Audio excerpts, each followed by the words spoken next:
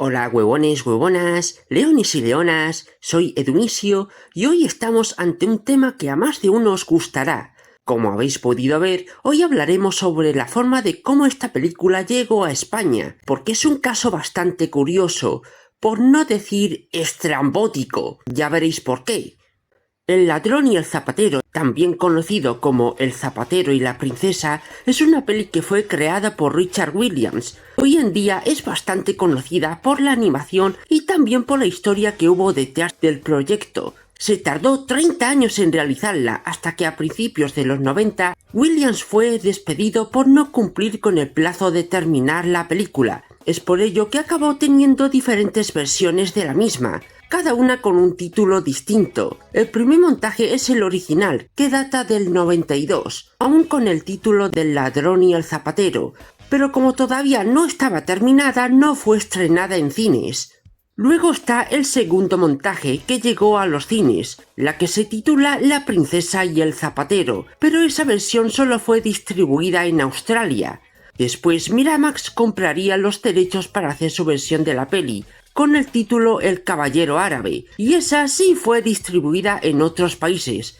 En esa versión el ladrón habla y quitaron de en medio la escena de la bruja en su forma humana, además de toquetear la paleta de colores, porque en ese montaje los colores se ven más apagados y saturados al mismo tiempo, cosa que no ocurría con la versión de Alive Filmmakers, ni siquiera con la de Richard Williams. En serio, ¿qué necesidad había de hacer que los colores se vean tal cual? Nunca lo he entendido. Ah, sí, Harry Weinstein. El que entendió, entendió. Por suerte, años después, un fan de la animación haría un montaje que respetaría las ideas de Williams, teniendo la misma esencia que la versión del 92, pero con más música de fondo. Sin embargo, no tiene canciones y el zapatero es igual de mudo que el ladrón, porque tanto en la versión de Fred Calvert como en la de Harvey Weinstein, el prota hablaba y era el narrador de la peli. Eso sí, en el primer montaje el ladrón seguía siendo mudo. Entonces tenemos 4 versiones del ladrón y el zapatero, pero en los 90 solo estaban 2 versiones, y digo 2 porque la versión de Richard Williams no cuenta, ya que no llegó a la pantalla grande. A partir de ahí es cuando nos centramos en cómo fue su distribución a España. Cuando la película llegó a Españita, se estrenó en cines con el título El ladrón de Bagdad, que traía el montaje de Miramax, esa versión en la que podíamos escuchar la voz interior del ladrón y no aparece la forma humana de la bruja, porque recortaron esa escena. Hasta ahí bien. Lo raro empieza cuando la peli fue editada a vídeo, porque ahí venía con el título El zapatero y la princesa, y el montaje no tiene nada que ver con la que la gente vio en el cine. Bueno, en parte sí, ya que es una mezcla de la versión del 93 y la del 95, mientras que el diálogo de los personajes son los mismos que los de Miramax, el ladrón no habla y sus gruñidos son exactamente los mismos que los de Alive Filmmakers. Además que al final en los créditos aparecen las escenas no vistas de la peli, como esa versión que solo llegó a Australia, cosa que no ocurría con el montaje de Miramax. Pero a pesar de ser una fusión de ambas versiones, quitaron partes que sí aparecen tanto en el montaje de La princesa y el zapatero como el del caballero árabe. Un claro ejemplo es la primera canción, que es cuando la princesa está sola con la niñera y el escenario es de día. Ese tema no aparece en la versión en vídeo de España. También recortaron la escena de cuando el visir habla con su buitre en el laboratorio a las tantas de la madrugada. La canción de los bandoleros dura muy poco, cuando en verdad duraba un poco más. ¿Os acordáis que antes dije que el diálogo de los personajes son los mismos que los de Miramax?